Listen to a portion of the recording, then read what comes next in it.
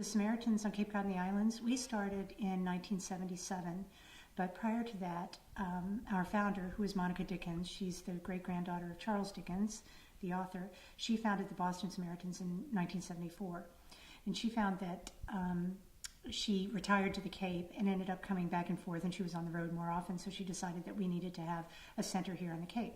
So we were founded in 1977, and since that time we have answered over probably 500,000 incoming calls to our crisis lines. The basis of our volunteer lines, the basis of what we do as volunteers, is we use the idea of active listening and befriending.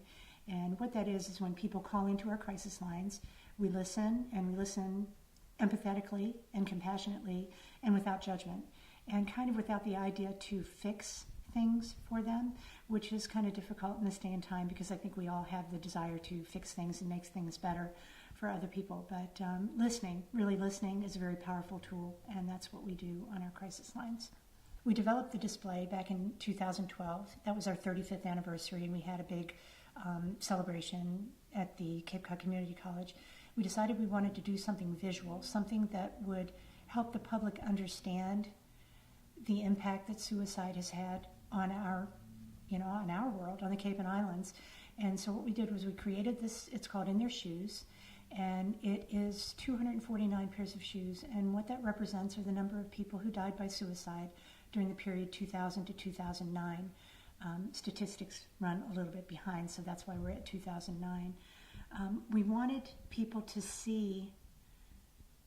really see what the number 249 looks like, and how large of a number it is, and a representation of all the lives that weren't lived by the people that died by suicide.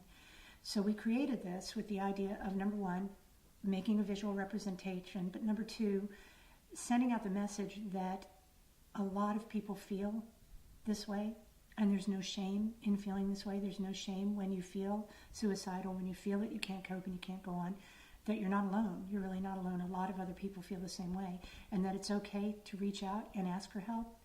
And so that's what we hope the display does, that it sends a message of hope. What we want to do with the display is to reach out to people and let them know if they're coping with depression, if they are experiencing loss or any kind of feelings of being overwhelmed or suicide, that they can call us, that they should call us. It doesn't have to be that they're feeling suicidal. It could just be that they feel overwhelmed. They could be lonely. They could feel isolated. They could have medical issues, 1,000,001 reasons, but they can pick up the phone and call. We have volunteers that really want to listen, and they want to hear what people have to say.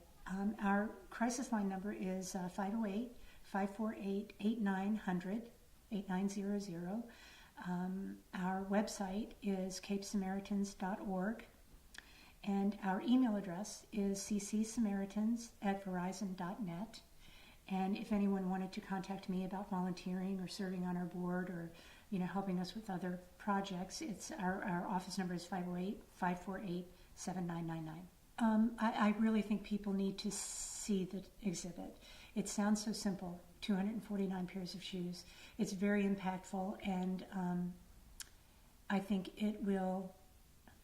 what I hope it will do is help people recognize that if they are having these feelings, they're not alone, and that it is, again, there's no shame in having these feelings, and there's no shame in reaching out to someone for help. I think it's a powerful and impactful show, and I think anyone that comes to see it will leave having a little bit better understanding of what we do as the Samaritans, but also the lives that have been lost to suicide, and how we can prevent one more pair of shoes from being added to this collection. A lot of people think that the Samaritans equals suicidal calls, that you have to be suicidal in order to call us. We want to really pass the message as much as we can that anyone in any level of crisis can call us, that we're there to listen. And so if you're feeling lonely or overwhelmed or anxious, depressed, give us a call, because we're ready to listen. And the other message that I would give is if you're considering volunteering, but you're worried that you don't have what it takes to be a volunteer, our volunteers are not PhDs. They're not licensed clinicians. They're people just like you and me, with the desire to listen and the desire to help other people. And that's all you need to have in order to be a great volunteer.